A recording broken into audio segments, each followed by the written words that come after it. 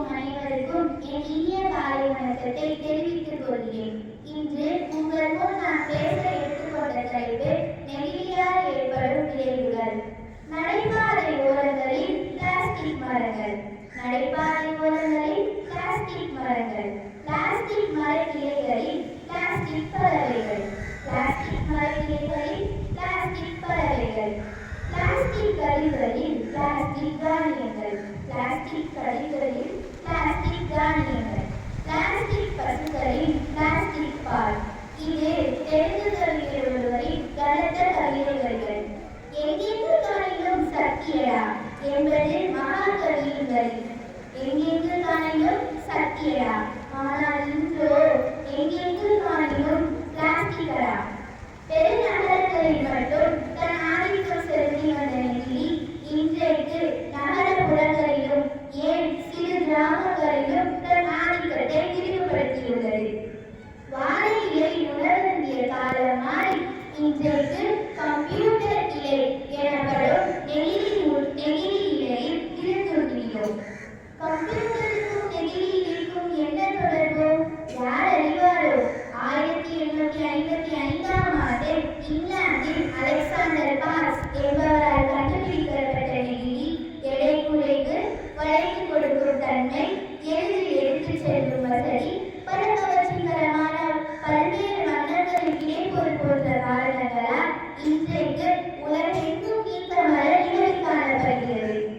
காலையில் நாம் வாங்கும் பால் பாக்கெட்டில் தொடங்கி அன்றாட சராசரியாக 4 அல்லது 5 நெகிழி பைகள் நம் வீட்டிற்கு அலையா விருந்தினர்களாக வருகை தருகின்றன. உலகெங்கும் ஒரு நிமிடத்திற்கு 1 மில்லியன் நெகிழி தண்ணீர் பாட்டில்கள் தயாரிக்கப்படுகின்றன.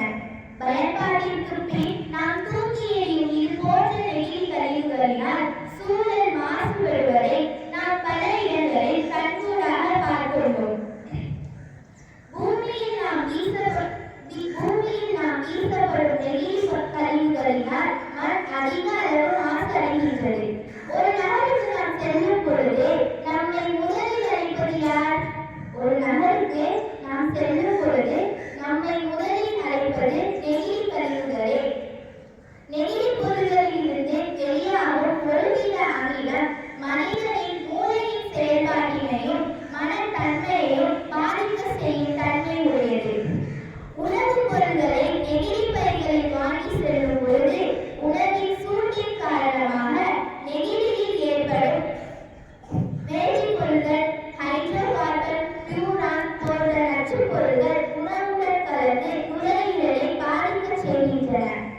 பால், தேநீர் போன்ற பானங்களை நெகிழி கோப்பைகளில் அருந்தும் பொழுது பாலில் உள்ள கொழுப்பு நெகிழியுடன் சேர்க்கப்பட்ட ஒரு சில பொருளை கரைத்து நமக்கு மலட்டுத்தன்மை ஏற்படுகின்றது.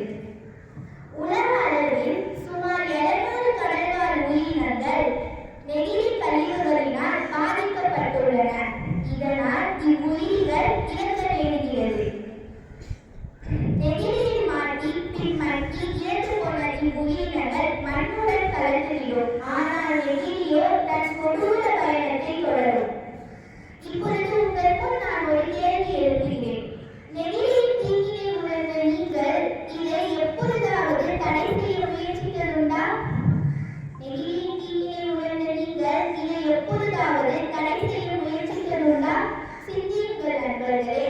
நன்றி செய், அதை இன்றே செய் என்பதற்கிணங்க நம் வீட்டில் உள்ள நெகிழி பைகளை அப்புறப்படுத்துவோம். நெகிழியினை ஒழிப்போம். நெகிழ்வான வாழ்வை வாழ்வோம். வாய்ப்பளித்த